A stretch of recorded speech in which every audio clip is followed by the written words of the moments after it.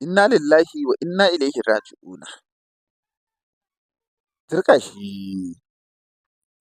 Zazzafan cece-kuce ya ɓarke a shafukan sadarwa na zumunta na zamani, wanda suka haɗa da Facebook, Twitter, har ma da Instagram. Masu kallonmu da sauraronmu, wannan cece-kuce na ci gaba da faruwa ne a masana'antar fim ta Kannywood, wadda hedkwatarta take a nan birnin jihar Kano. Lamarin da a yanzu ma iya cewa ya karaɗe shafukan sadarwa na zumunta na zamani. Masu kallonmu da sauraronmu, masana'antar fim ta Kannywood wadda hedkwatarta take a birnin jihar Kano, wanda bisa ittifaƙin masana an tabbatar da cewa sama da mutum 3,000 ko 4 ne suke cin abinci a wannan masana'anta. Masu kallonmu da sauraronmu ma iya cewa a yanzu batun da yake ta trending musamman a shafukan sadarwa na zumunta na zamani shi ne batun kawun Dauda Kahutu Rara da kuma fitacciyar jaruma a masana'antar fim, wato Nafisat Abdullahi.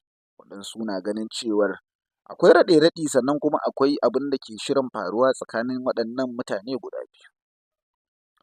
Masu kallonmu da sauraronmu, fitaccen wato ainihin mawaƙi a fagen siyasa wanda ake wa laƙabi da President ko kuma Jami'ar Waƙa, wato Dauda Kahutu Rara, duk da waɗansu daga cikin masana sun ƙalubalanci wannan suna da aka yi masa mai suna Jami'ar Waƙa, domin kuwa a faɗarsu sam ya kamata hukumar jami'o'in ƙasa wato ASUU ta fito ta barranta kanta ko kuma ta ɗau matakin doka a kan wannan mawaƙi wanda yake amsa wannan suna.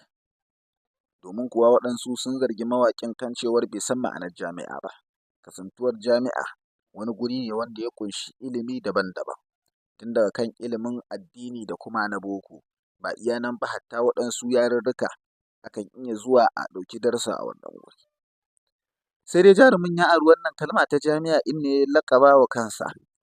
Waɗansu na ganin cewar a matsayinsa na wanda yake waƙe ɓangare ɗaya a siyasance, ma'ana dai ɓangaren masu mulkin ma na wato ainihin siyasa, bai kamata ya alaƙanta kansa da wannan wato ainihin baiti ba, ko kuma mu ce wannan kalma ƙudunƙum mai suna jami'a.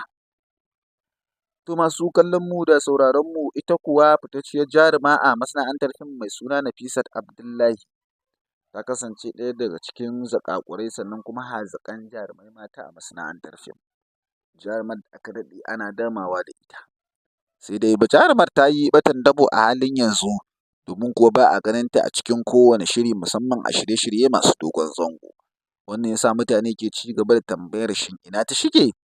To sai dai baya ga binciken da muka yi mun tabbatar da cewa Nafisat Abdullahi ta shagala da zirga-zirga a ƙasashe daban-daban a wato ainihin duniya.